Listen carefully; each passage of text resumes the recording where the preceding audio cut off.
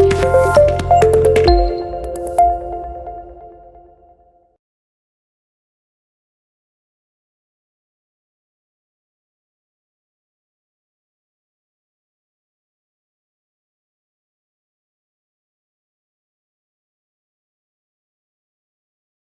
are here with the first session of our interview with the professional of biomedical campaign. Hope you all have heard about the Biomed 360 campaign. The ultimate goal of Biomed 360 is to get in a virtual hands-on experience to comprehend the functioning of medical devices. This campaign focuses on bringing together all the students from the biomedical sector and has been organized by the EMBS members with main aim of building the biomedical society. So here the biomedical graduates collaborate with biomedical professionals from various sectors and work on gathering data and information on biomedical instruments. Thus, reaching out to all biomedical students could be an eye-opener to the biomedical society on building every student's knowledge regarding the versatile range of devices. So today we have Dr. Harikrishnan sir uh, to give the first interview session. So he is a MBBS graduate from TD Medical College Alapura and MD. He has taken his MD from Trivandrum Medical College and DM Nephrology from Tirunelveli Medical College. So we are very grateful to have you here, sir. So without any delay, let's start with the session. Sir, to start with, I request you to please introduce yourself and tell us about your experience in this field.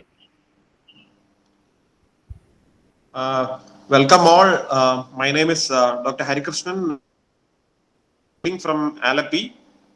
I did my UG, that is MBBS degree from TD Medical College Alapi, and I completed MD in General Medicine from Trivandrum Medical College. And currently I am doing my DM Super Specialty degree in Nephrology in Tirunelveli Medical College. I am currently doing second year course.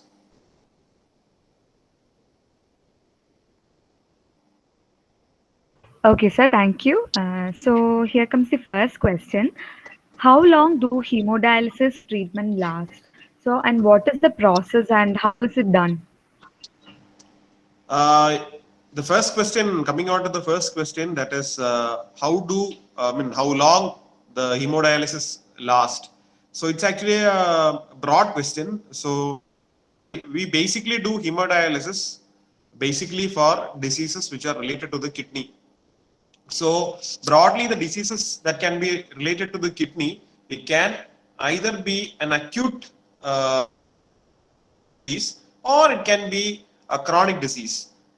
So in a chronic disease, what we all know about, those patients require hemodialysis till their disease is cured. But sadly, especially the chronic kidney disease, as we all term it, it doesn't have a particular cure. So usually those people, they will have to take the hemodialysis sessions till they undergo, considered to be the endpoint or the gold standard for chronic kidney disease. But when you compare it with an acute kidney disease or an acute kidney injury in what we call nephrology, or for acute causes, like as in most cases like snake bite, which mainly goes in for renal failure, in such cases hemodialysis sessions are only required till or they are required only for a optimal period of time till the kidney function recovers. So the basic difference, it differs based upon the nature of the kidney disease. That is, if it is an acute cause, the hemodialysis sessions are required only till the time the kidney wants the time to recover. But in chronic cases, it requires the patient lifetime, or if the patient is willing for transplantation, till that time the patient requires hemodialysis session. And we all know it's not an easy procedure, it's a very cumbersome procedure. So in those cases which require hemodialysis only for a shorter period of time, that is for reversible causes like, as I have already told, snake bite, in such cases we usually do hemodialysis through what is called as the temporary catheters. The temporary catheters, they are actually inserted either in the lower limb, that is in the leg, or in the neck. So they can be used, or they should only be used for a limited period of time.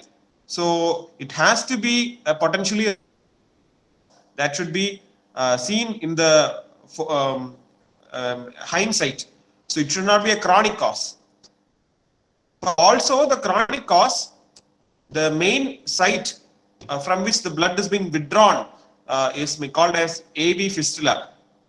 So we can't create the AV fistula all on a sudden, because most of the patients knowing their original disease. So it comes to the light only when they have mainly the symptoms of their disease, like nausea, that is vomiting, when this condition usually affects the brain, or when the patient comes in with dyspnea. So in such cases, you can't create the fistula because the patient will be in a bad shape. So for that, you need to first to stabilize the patient by taking the patient for emergency dialysis.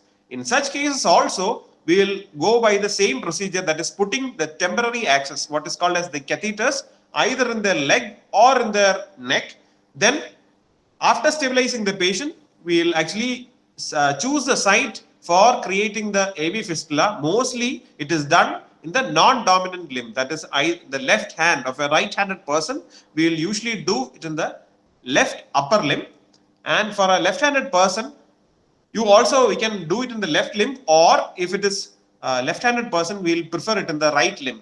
So most of the patients are right-handed, so we prefer generally the left upper limb, that is left hand, especially the wrist, that is the more preferred site, followed by the elbow joint. So that is the two major sites, and we create the machine, that is what is called as the AV fistula. So that is why in chronic kidney disease patient, AV fistula is known as the tendo Achilles of the nephrology department, or nephrology, the department of nephrology, or the subject of nephrology considers AV fistula as the tendo Achilles, because it is that particular point which is required in each and every patient, and for doing their permanent, because we can't keep the catheters for long because they are all having a half-life.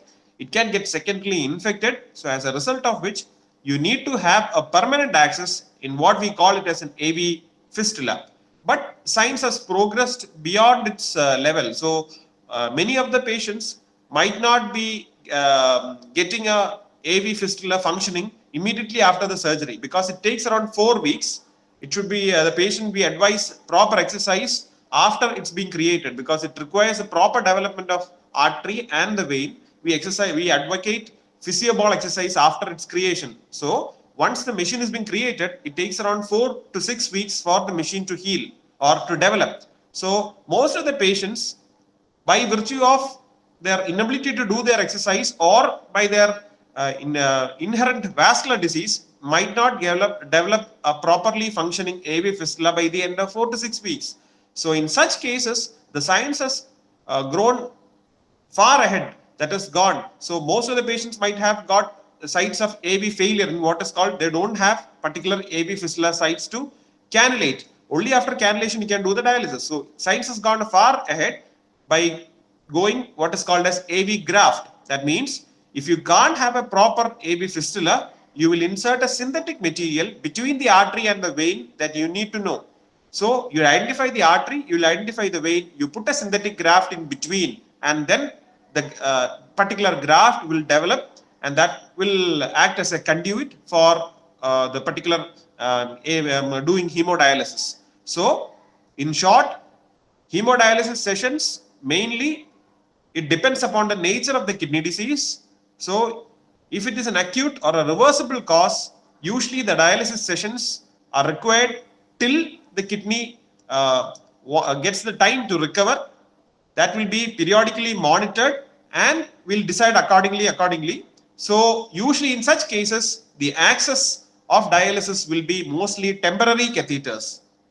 Whereas in case of a chronic disease, which mostly point out to chronic kidney disease, in such cases, the patients require access and what is called as the AV fistula and AV graft. They are the mainstay or the main areas mainly for each and every nephrology patient, from which act as a conduit mainly for drawing the blood for hemodialysis. And in such patients, you need to take lifelong dialysis. If not, they are going for renal transplantation. Okay, thank you, sir. So, what is the frequency or the time interval for doing dialysis? So, is it different for acute and chronic kidney failures? Basically, before starting or before knowing the actual, before knowing what is actually hemodialysis, or before knowing in detail about hemodialysis and different modes of purifying mechanisms, there were studies which actually were done in patients to know what is the efficacy of this procedure, and also what if this procedure is being done once in 2-day basis or once in 3-day basis or daily basis. So from all those studies, the ideal or close to ideal regimen that we usually prescribe for a patient who comes in with chronic kidney disease label is twice weekly regimen.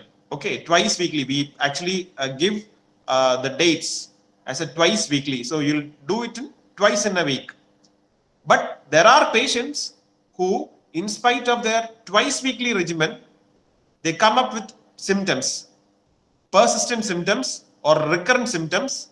So in such cases, we even advise thrice weekly hemodialysis sessions.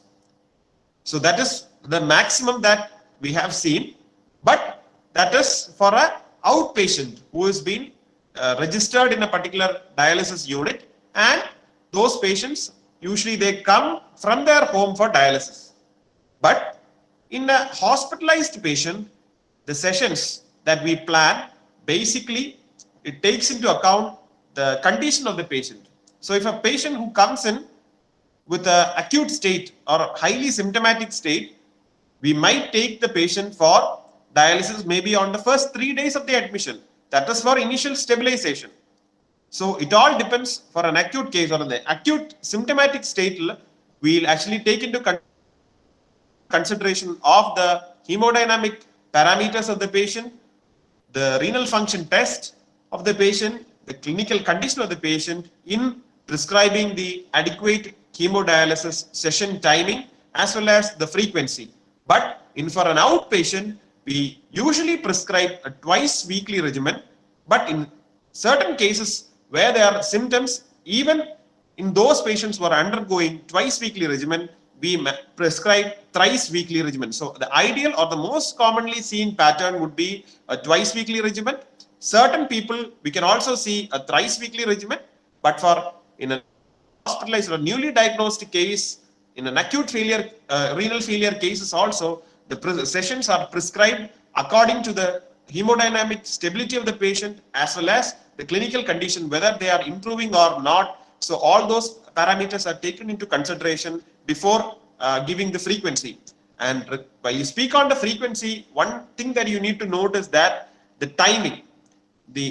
Beforehand, there was what is called as the many studies being thrown into analyzing the efficacy of the hemodialysis sessions based upon 8-hour session, 6 hours, 4 hours, 2 hours and all. And from those studies, they have come to the conclusion that the most ideal efficacious hemodialysis sessions or hemodialysis can be provided by a 4-hour dialysis. And there was no benefit in continuing the hemodialysis sessions beyond 4 hours. So most frequently we see the hemodialysis sessions going for 4 hours in a single sitting. So that means that for 2 sessions, it will be around 8 hours. But for a patient who has been introduced to hemodialysis for the first time, especially a chronic renal failure patient, you are actually subjecting the patient to what is the procedure for the first time in his life. So you can expect some amount of neurological disturbances, electrolyte abnormalities in the form of decrease in the sodium concentration. So you don't want to subject those patients to a 4-hour dialysis in the initial part. So what we do is that for a first dialysis for whoever it may be, a chronic renal failure or an acute renal failure, we just subject 2-hour dialysis. That is only to facilitate the patient and the body to this particular method of hemodialysis, so that the next dialysis session, it won't create a particular problem. So in the first sessions of whatever it may be, whatever you call it as a first dialysis session of an acute renal failure patient or a chronic renal failure patient, we actually prescribe the session to a 2-hour session. But in all the other cases, after the first dialysis, we subject the patient to a 4-hour session, and the timing would be twice in a week for a chronic renal failure patient coming on an outpatient basis, and for an in-hospital patient who has been admitted with some kind of emergency, the sessions will be guided according to the clinical condition as well as the hemodynamical parameter analysis daily or even once in 2 days. Okay, sir. So, what are the visible symptoms for a person to undergo dialysis, and what are the parameters that are being measured during the process? Okay, the symptoms. So we know that the kidney per se to the common public means secreting or excreting urine. That is the most important thing that will come to the mind. So it is not a kind of simple thing, because the urine contains most of the waste that usually gets in to our body, that accumulates in our body. So by the kidneys function not only to excrete the waste, but also there are far more functions that we know. So the one of the major function is to excrete the waste. The second major function is to synthesize what is called as erythropoietin, that is the hormone which is required to synthesize and to stimulate the synthesis of hemoglobin from the bone marrow. Then it also helps in the synthesis of endogenous production of vitamin D, which is very important in maintaining our calcium levels. So coming to the point, the parameters that we usually check during our hemodialysis sessions mainly include the complete blood count, that includes hemoglobin, total count and platelet, and also the renal function test, which include urea, creatinine, sodium and potassium. Because the kidney is involved in excretory process and also in metabolically acclimatizing to higher loads and lower loads of both sodium and potassium, variations in the levels of sodium and potassium as well as urea and creatinine can happen in a renal disease patient. So in a patient who is chronically undergoing dialysis, we frequently monitor the basic test, that is the common blood count, measuring the hemoglobin. I've already mentioned why hemoglobin, because erythropoietin is synthesized from the kidney, and in renal disease patients or renal failure patients, on a long-standing basis, the erythropoietin production can come down. So as a result, those patients might be anemic. And also urea, creatinine. Why? Because they are considered to be the toxic waste materials produced from our body. However, it is a fallacy, because even though the kidney is one organ, the functioning of which cannot be accurately measured with urea and creatinine, but we have found out that none of the other substances have come closer to urea and creatinine to analyzing or estimating the renal function of a particular person. So we have still chosen with urea and creatinine, which is far not that gold standard, but close to the gold standard. So we are continuing with urea as well as sodium and potassium. And also in certain cases, in the certain centers, they also monitor the calcium, phosphorus and parathyroid hormone levels in patients who are on long-term dialysis. Also, who are on long-term dialysis, they are basically supposed to be immunocompromised. So they have a higher chance of getting infections like tuberculosis. And also these patients, they are frequently punctures, because I've already told AV fistula is a must for every chronic renal failure patient, and it needs to be free punctured during every dialysis session. So there is a higher risk of heterogeneous hepatitis B and hepatitis C introduction, virus introduction. So they can turn out to be hepatitis B and C positive. So what our institution follows as a routine protocol is monthly evaluation of complete blood count, or this thing, urea, creatinine, sodium, potassium, calcium, phosphorus, and parathyroid hormone, along with viral markers, which includes hepatitis B, C, and HIV.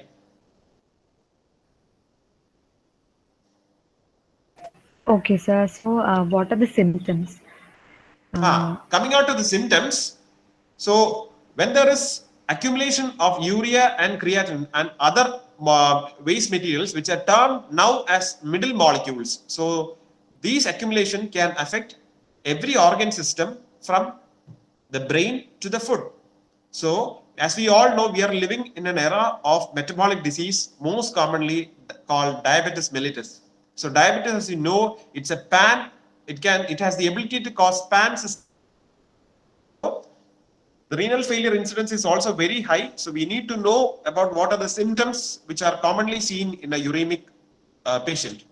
So start topmost organ, that is brain.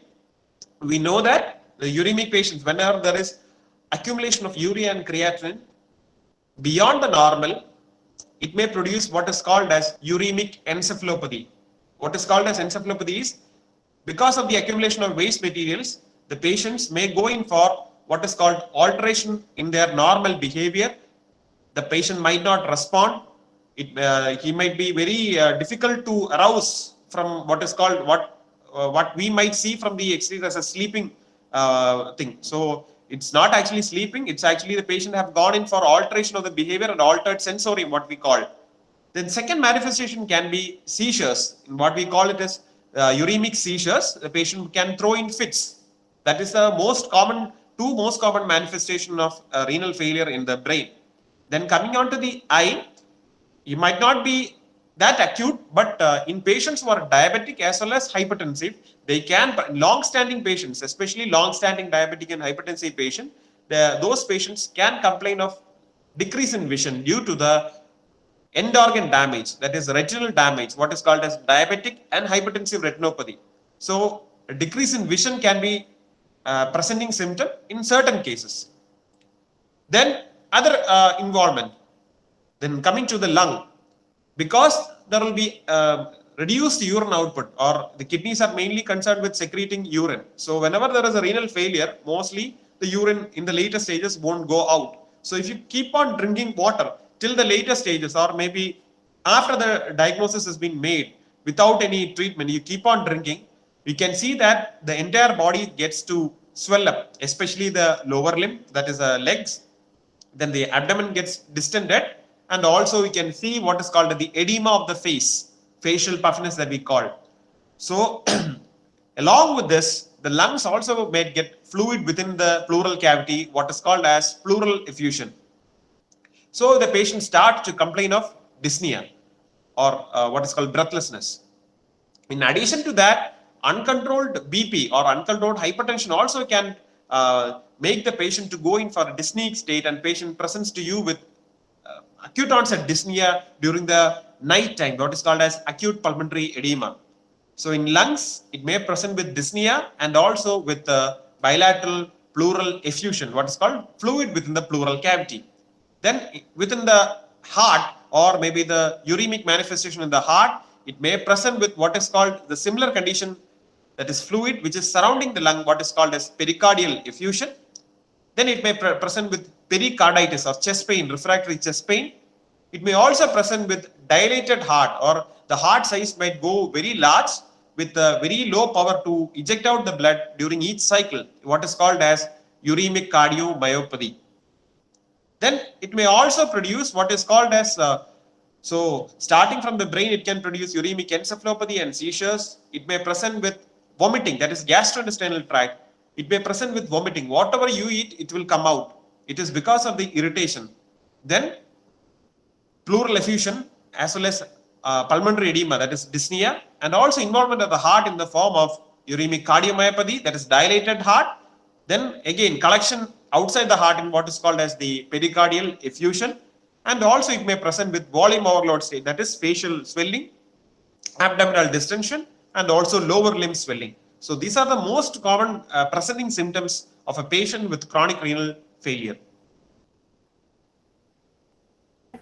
Okay, thank you, sir. So what are the side effects of hemodialysis? Is there any difficulties that the patient face during hemodialysis and post hemodialysis? Okay, as we all know, every procedure is not without any complication.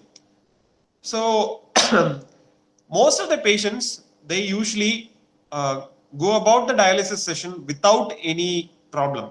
But there are patients who complain of multiple problems. So coming to the problems faced by the patients on dialysis. So as I already told, AV fistula is a mandatory thing for a patient to go long-term dialysis, because we can't rely upon this temporary access because it can get infected. So most of the patients who are having chronic renal failure nowadays are either diabetic or hypertensive. Most of such patients usually will have, so I'll come about the AV fistula. In AV fistula, you are joining one part of the artery to the vein. You can't put a needle into the artery. Why? Because in artery, the blood flows at a higher speed. As a result, if you prick an artery, the blood will start to flow in a jet-like fashion, which you cannot control. So from a vein, if you prick, there is no issues, because we are all acclimatized to giving our blood samples for analysis. That is the blood taken from the vein, because we know that we can easily puncture it. At the same time, you take the needle out, you can put a pressure, it will subside. But it's not the case with the artery. So there will be a question, why can't you use the vein for hemodialysis? Because in hemodialysis, you need to take larger amount of the blood within a short span of time. Then only the whole blood can get purified within a 4-hour session.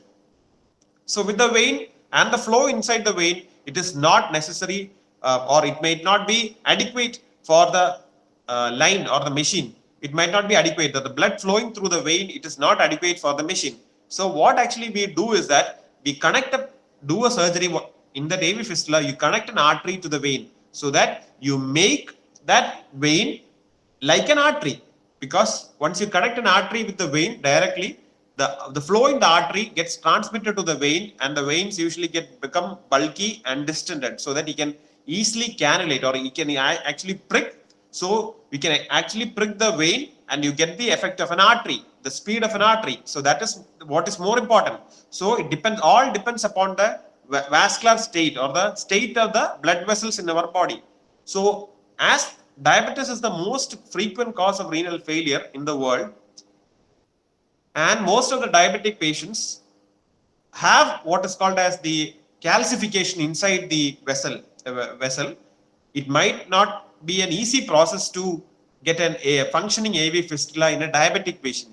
So most of the cases, those patients will be subjected to 1, 2, 3, or maybe in multiple cases of attempts of creating an AV fistula. Sadly, we are only having 4 areas, 2 on either side. So if the first preferred limb is left and the second preferred limb is right. So if you don't get a functioning AV fistula machine on the left upper limb, we have no other choice but to go on the dominant hand, that is on the right side. So in that way also, a patient has got only 4 options in going for an AV fistula, that is in the left wrist and left elbow, right wrist and right elbow. So if all the accesses have been finished, then where will you go and put the dialysis? So in that quest, that came AV graft. So coming on to the problems faced by those patients, all patients might not get a fully functioning fistula at the end of surgery. So you need to go on for repeated surgeries. Again, repeated surgeries means that till that time you have to sustain that patient on a temporary dialysis catheter. A temporary dialysis catheter, especially in the neck, can only be placed for maximum 3 weeks. So after 3 weeks, even if within the 3 weeks, the patient can get repeated infections of that catheter site, and patient can start complaining of fever, chills and rigor. So you can't keep that catheter, infected catheter, in that body for a longer period of time, which can also act as a source of infection to this AV fistula. So you need to take it out. So in such patients, if they come with symptoms in the next dialysis, what will be the route of dialysis? You have to choose the opposite side of the neck. So with the condition of having repeated AV fistula failures, the patient are subjected to repeated punctures over the neck as well as in the leg, which can create a mental trauma or stress in the patient. Apart from that, in a patient who is a hypertensive, and if the hypertension is not controlled during dialysis, those patients can go in for acute rise in BP, which can create headache, which can cause bleeding inside the brain. Again, those are most frequently seen complications in patients who are undergoing dialysis. Then we actually do what is called as the repeated cannulations of the AV fistula. Sometimes if the vein or if the AV fistula is not mature, even an experienced person can find it very difficult to put the needle correctly through that vein. So in such cases, you might not get the adequate blood flow, and it might create a cause of pain for that patient, because repeated punctures are always traumatic. So repeated punctures, then the complications like development of stroke, bleeding inside the brain, then acute worsening of the hypertension, which can cause again pulmonary edema or dyspneic changes. Then some patients who are actually on dialysis might not actually be having a good hemoglobin value, because I've already told the hemoglobin, it requires erythropoietin, which is mainly produced from a functioning kidney. So in renal failure patients, they might not have an adequate erythropoietin and supplement for an adequate hemoglobin. So most of them usually will be stable with a hemoglobin around 8 or 9. But most patients, even during their diagnosis time, they will have around a hemoglobin maybe around 3, 4 or 5. So in such patients, they might require blood transfusions. So repeated transfusions means additional risk for hepatitis B, hepatitis C and HIV infections. So you need to monitor them for development. So repeated infusions again can cause a threat for such patients. And apart from all these, those patients who are undergoing dialysis, if you see in a dialysis center, you can see that before going in for dialysis, patient will be around having a very good body, very good nutritional status. But once the patient starts dialysis, the patient within 1 month, he will become the half of what he was before dialysis. So it is highly attritional, because there will be additional loss of other molecules apart from urea and creatinine, which are deleterious. There will be removal of vitamins, proteins, clotting factors, everything they will be removed during dialysis. So as a result of which the patient becomes malnourished. So in order to keep up with the higher rate of catabolism that usually goes on parallel with the dialysis patient, we need to supplement them nutritiously, not exceeding what is being prescribed. So you need to supplement them with adequate amount of carbohydrates, adequate amount of proteins, and also during the dialysis sessions, also some centers usually advise feeding in while the dialysis is going on. So nutritiously, as well as the trauma of having not a fully functioning fistula, the trauma of having multiple punctures, the trauma of having multiple blood transfusions, they are all traumatizing to the patient. They all cause a hindrance to a proper, smooth functioning dialysis sessions for every patient. Okay, sir. Sir, so what are the measures that are taken to ensure that the patient remain calm throughout this process? So it all differs basically from a center to center. As we all know, most of the patients, you see that if you are on their side, if you go on telling them, or even if you go on telling your friend that you are having a particular so-and-so disease in a particular point of time, nobody will be willing to accept that I or he or she is having such a disease. So you need to talk with them patiently, because you need to talk with the patient. You need to talk with the attenders initially that such and such patient needs to undergo hemodialysis. You need to explain each and every procedure, how it is being done, what is the technique of putting a catheter, and what is the necessity of doing a AV fistula. Then they should come up regularly, so that they might not go in for an acute state even if they default the dialysis. So you need to explain everything regarding the procedures, regarding when to come up for follow-up, regarding the repetition of the investigations every month. So there are a lot of aspects and mental reassurance.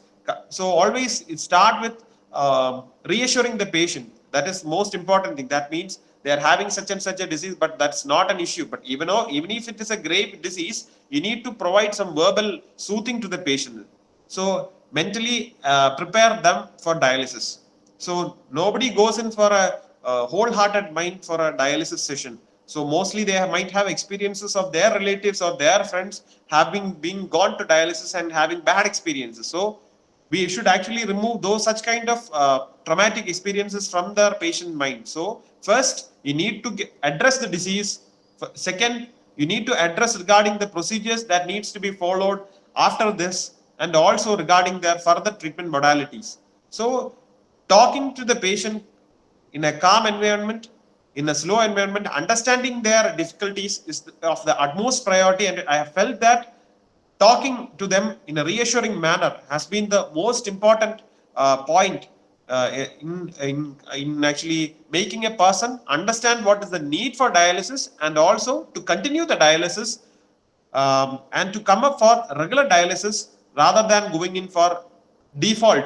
So some patients, as we see, because of the poor guidance that they receive, they actually come up for dialysis in 1 week, then they skip 2 dialysis in the next week, then they come up for 3rd week. So such patients, usually they come in for repeated symptoms. They need repeated admissions. And also we have seen many patients who are well organized, who are well directed, who are well guided.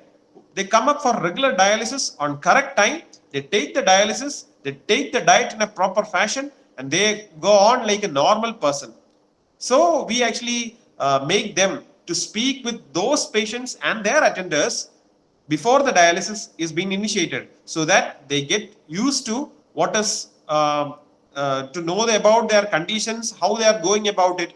So the attenders or the bystanders, they speak up with the patient's attender, patient's attenders, and also they speak up among themselves, so that they can know better than from us. They can know from the patients what the diet they are taking in, what the procedures they are following in.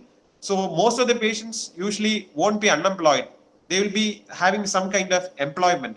So they might ask for a certain change in their dialysis schedule. So we usually in our institution start the dialysis session from around 8 o'clock. So most of the patients who are employed might not be able to come at 8 o'clock. So in such cases, they might request for a dialysis session at night time. So accordingly, we'll get used to it, and we'll advise regarding a particular dialysis session at a particular point of time, so that it doesn't interfere with the patient's job. So in all such cases, the most important thing in maintaining the calmness is first speak with the patient before the dialysis is initiated, talk about the disease, talk about what the further steps are needed, and further during the dialysis session, go inside the dialysis room and speak them like a family member. Make them interact with other patients who are on long-term dialysis, and advocate those patients on the practices that are being followed by proper patients who are coming for a regular dialysis. So by favoring or by providing certain medium for interaction among the patients, they can get reassurance. And also the part that we can give is reassurance that it might get corrected sooner or later. Even though it might not be possible in all the cases, we can give a calmful reassurance by speaking to the patient as well as the family members and considering them as one among us. So it might be useful.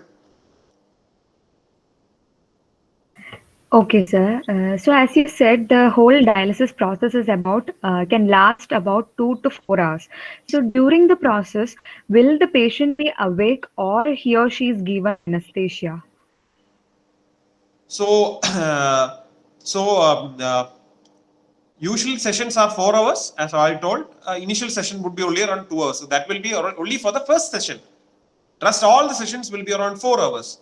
So most of the cases, most of the long-term dialysis patients in the government as well as in the private setup, they have the dialysis room is well equipped with that is TV as well as music systems. And most of the cases in which there are no TV and music systems, the patients themselves bring in phone and headset, once they are being cannulated and the dialysis starts, the hand, actually the limb in which that particular machine is being cannulated, it will be kept standstill. And this patient, most often I have seen patients using headset and phones. They go on about their business by hearing their music or watching the kind of videos, or in dialysis centers where there are public TV as well as music systems. Those systems will be kept in an on mode, and the patients themselves will watch the particular entertainment sessions on their TV, so that they are also in a way helpful to keep up their mental calmness, so that they won't feel that they are being treated. Instead, they are actually in a kind of environment where everybody is enjoying. So most of the times, the patients will be using their own gadgets, or other situations in private centers and all, there are TVs and music systems. And yes, in a dialysis session, the patients won't be sedated. They will be in their own state, doing their own business. Okay, sir. So, how crucial role does angiotensin converting enzyme play in hemodialysis?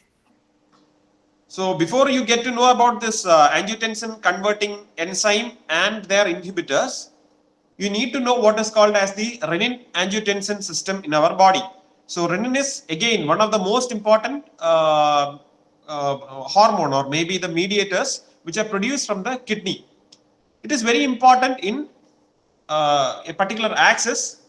So it starts by the renin production from the kidney. The renin is very important in converting a molecule called angiotensinogen in our body to what is called as angiotensin. And this angiotensin is further converted into what is called as angiotensin converted to aldosterone. So our angiotensin converting enzyme is very important in converting angiotensinogen to angiotensin, which is further converted to aldosterone. So this aldosterone is very important because it acts on the kidney. And this aldosterone, it helps in sodium and water reabsorption and excretion, or excretion of potassium into the urine. So in certain states, like what is called as hypotension, where the BP is very low, that is sensed by the kidney.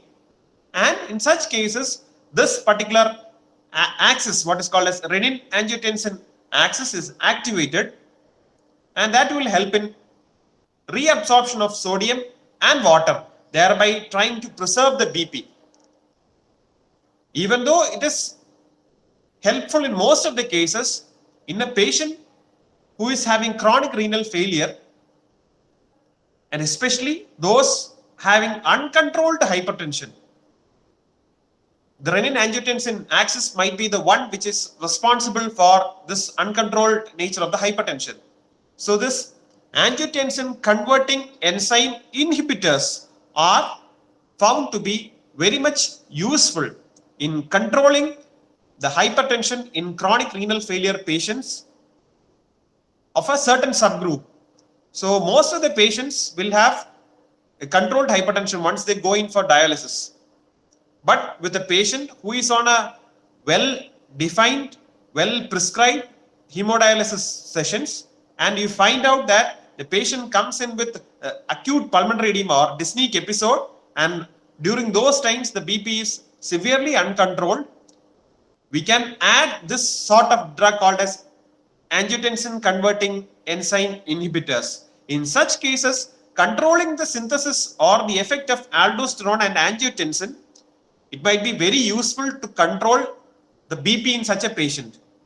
It might be helpful to such an extent that such patient who is having uncontrolled hypertension and taking thrice weekly dialysis, with the addition of this particular drug, you can reduce the dialysis session to even once weekly or even twice weekly from a thrice weekly regimen. So that is one advantage of using angiotensin converting enzyme inhibitors in the body. And also, in a patient who is a diabetic, as we all know, diabetes, long-standing diabetes, eventually going for diabetic nephropathy, CKD, or chronic renal failure in around 60 to 70% of cases. The initial state of diabetic involvement or the diabetes involvement of the kidney is proteinuria, in what is called as excessive secretion of proteins into the urine. So in such cases, what we do is that we initially seeing the angiotensin converting enzyme inhibitors, you need to have a normal renal function test, because eventually what this angiotensin converting enzyme inhibitor does is that it reduces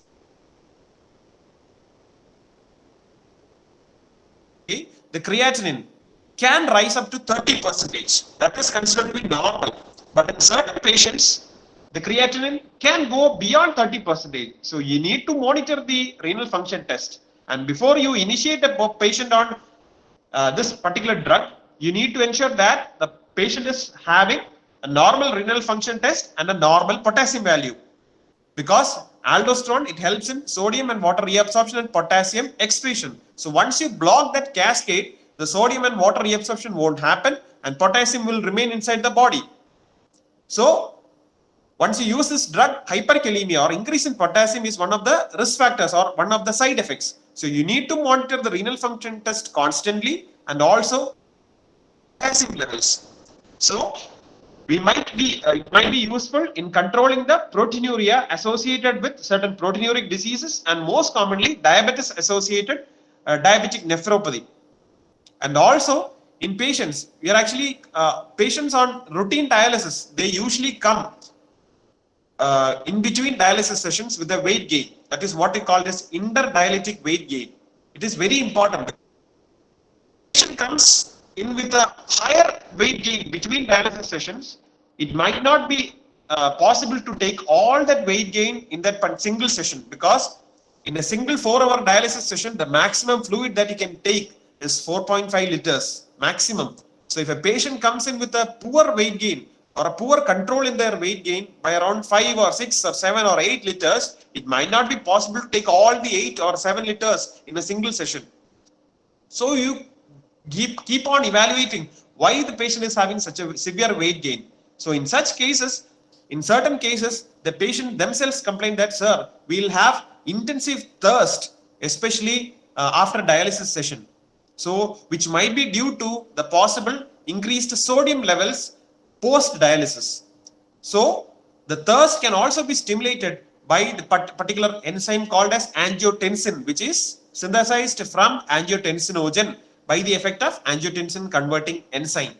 So if you block that particular step, the angiotensin levels can be reduced in our body and the severity of the thirst can be reduced in our body, and as such the interdialytic weight gain can also be reduced in such a way that can improve the quality of the life of a patient who is on dialysis. So the angiotensin converting enzyme and its inhibitor drug, it is very important in the renal perspective in such that, number one, it may be useful in controlling the BP or hypertension in patients who are refractory to other modalities. Second, it is very useful in controlling the proteinuria associated with proteinuric renal diseases and diabetes. And also finally, in controlling the interdialytic weight gain due to excessive thirst, which is not responding to sodium profiling during dialysis, we can even try an ACE inhibitor, which might be useful to curtail the thirst sensation in a patient. Okay, sir. Sir, so how often should we check arterial blood gas from hemodialysis patients to adjust bicarbonate concentration of the dialysate? Okay, so what is called as ABG, arterial blood gas analysis, it is usually checked in a patient who is admitted in an emergency state in our ward or maybe in the ICU setup. So regarding chronic renal failure patients, it is not that mandatory to check the arterial analysis in a routine fashion, because it is the tendency to send for an arterial blood gas analysis is guided by the clinical condition of the patient. So if all the patients they come for dialysis are in a well-being and in a good state, there is no actual need to take the arterial blood gas analysis, because it is very cumbersome to take the ABG analysis, because it is being taken, it can be taken from 3 sites. The one is from the elbow, the other is from the hip region, and also from the wrist region. It is very difficult because it directly involves direct puncturing of the artery, which is very difficult and even for an experienced person. So you don't attempt it in a frequent fashion in a patient who is clinically stable. So that is why I initially told that ABG analysis is attempted in a patient who is admitted in a sick condition in a ward or in the ICU, whether it be related to the renal system or whether it be related to the non-renal system. So usually renal failure is accompanied by what is called metabolic acidosis, that is a metabolic abnormality, which is very well detected by the ABG analysis. So by looking into this ABG analysis and initiating the patient on a dialysis for the first time, by periodical monitoring of the ABG, we can very well document that the patient is on the way to recovery from this initial sick state. So it also comes to a very important state, especially in conditions called as diabetic ketoacidosis. Most of the diabetic patients might not be checking their blood sugar levels in comparison with their medications. Some might be taking their medications for long, some might not be taking their medications. So in such patients, they might be brought in with complaints of vomiting, abdominal pain, or maybe altered sensorium. In such cases, the ketoacidosis, as I've already mentioned, the metabolic acidosis part, it is very well can be diagnosed clinically as well as it can be documented. It can be confirmed by doing what is called as ABG. And in such cases, 4th hourly ABG is usually recommended in order to see the improvements in the arterial blood gas, whether the patient is improving, whether what is the bicarbonate level, what is the anion gap level. So by seeing all these parameters, we can easily identify that the patient is, whether the patient is in a recovery state or whether the patient is continuing in the persistent sick state. So it is most often important in patients in renal perspective. It is an acute renal failure patient, and also in certain cases of chronic renal failure patient who present in a sick state to the ICU or the casualty, and not in a patient who is on a generally on a well-being, who is regularly coming for treatment to the dialysis center. Okay, sir. Sir, why renal failure patients are likely to get affected with hepatitis C? Okay.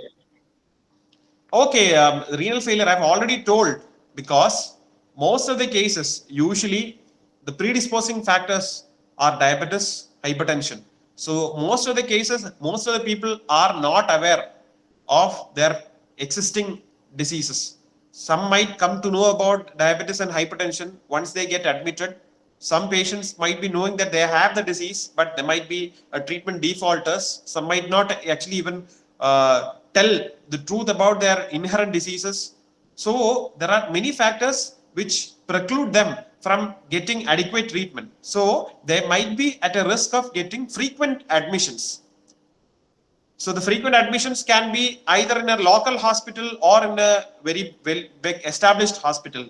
Whatever be it, if the particular instruments are not handled properly at the hospital, there is a very high chance that during each and every admission, the patient might require of IV fluids or injections, and also if it is not properly segregated, or if the needles and the instruments are not properly segregated and disposed, there is every chance that the patients who are getting admitted for the next or maybe around the subsequent admissions, they can have the transmission of this viral infections, mainly hepatitis B, hepatitis C, and retroviral infections by the prick of the needle.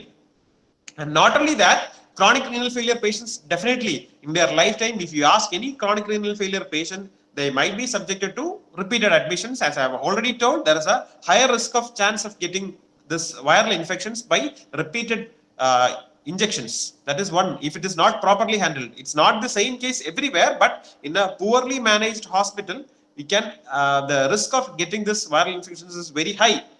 Second, the second most thing is that blood transfusions. I've already told that chronic renal failure patients will be having a low hemoglobin. Most of them will be maintaining in artificial injections like what is called artificial erythropoietin or recombinant erythropoietin. But most of them might not be able to afford such a costly injection. So most of them will come around with a hemoglobin 4, 3 or 5, and such patients, they won't be affordable. And the initial thing is that in the acute state, the only solution is blood transfusion. We can't expect the erythropoietin injection to increase the hemoglobin within a short span of time. The only such cases in an acute state is to go with the blood transfusion, which again gives the rapid increase in hemoglobin. So in a setup where the blood transfusion, the blood bank is not properly managed, or the donors are not properly screened, again there is a risk of having vitamin C, hepatitis C and hepatitis B infection acquired through this transfusions. Apart from the injections I have told earlier, the blood transfusion that they undergo is again a higher risk of acquiring the infection. And third, most of the patients usually before coming into the hospitals, they might visit a quack or something according to the advice from the local people. So as a result, if they go on and visit those quacks, we don't know actually what they actually use. They usually give prescribed injections, and sometimes it might also act as a source of getting viral infections. So these are the main routes by which these patients can get. And once the patient gets into the hemodialysis setup, again, I have already told it requires multiple punctures into the AV fistula. So by this multiple punctures, again, if the is not properly managed or disinfected properly, because not every patient is having a negative status for this viral marker. So you need to take these positive hepatitis B, hepatitis C positive patients for dialysis also.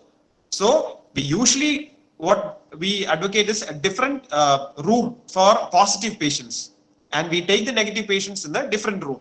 So if you wash the dialyzers in the same area for both the positive and negative patients, there is a higher chance that the dialyzers can get contaminated with the positive virus. So as a result of which, if the dialysis setup is not properly manned or managed, the negative patients also can develop hepatitis B or C positivity if there is a contamination from a positive patient's dialyzer or the tubings getting washed along with their lines as well as dialyzers. So the four major routes of them getting this viral infections are: number one, the higher rate of admissions causing higher rate of injections from the hospitals by repeated admission, then higher rate of blood transfusions that they undergo, and also by improper management or mishandling of the materials inside the dialysis room and their washing area, which can make the patient subsequently at a higher risk of contracting this viral infections from their partners, or not the partners, but from other patients who are positive taking their dialysis. Okay, sir.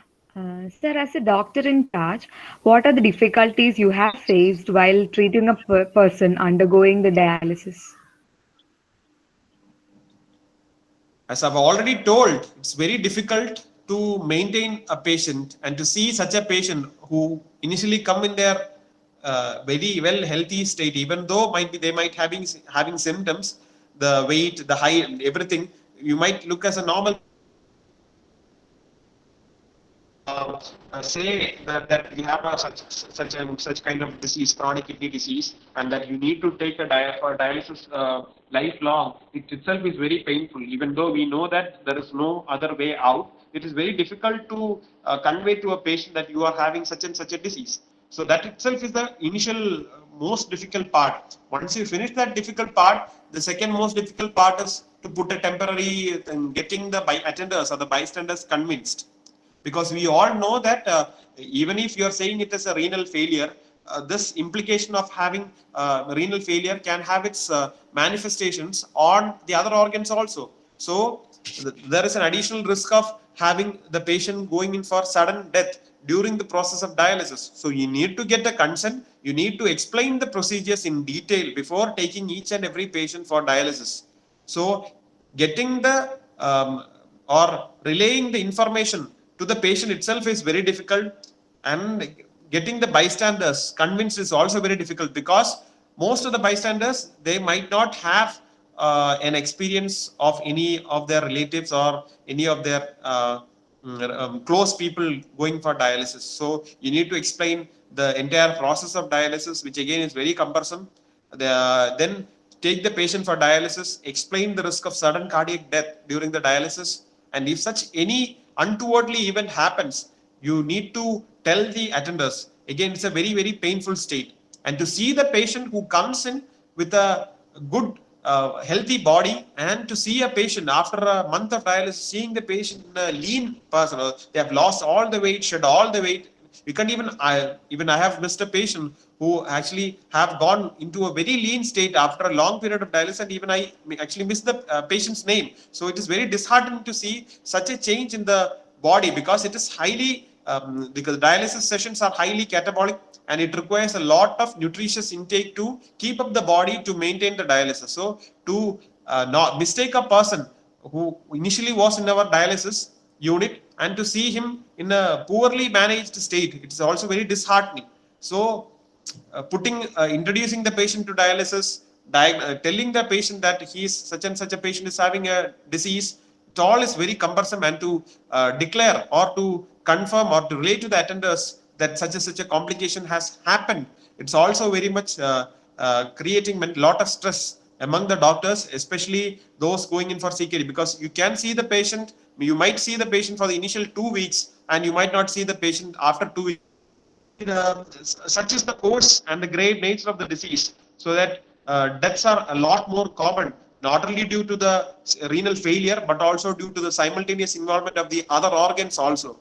So the multiple involvement of the multiple organs, the morbidity that they have to face, the mortality that the attenders have to face, all create a lot of problems among the doctor fraternities. So it is it's a highly risky procedure.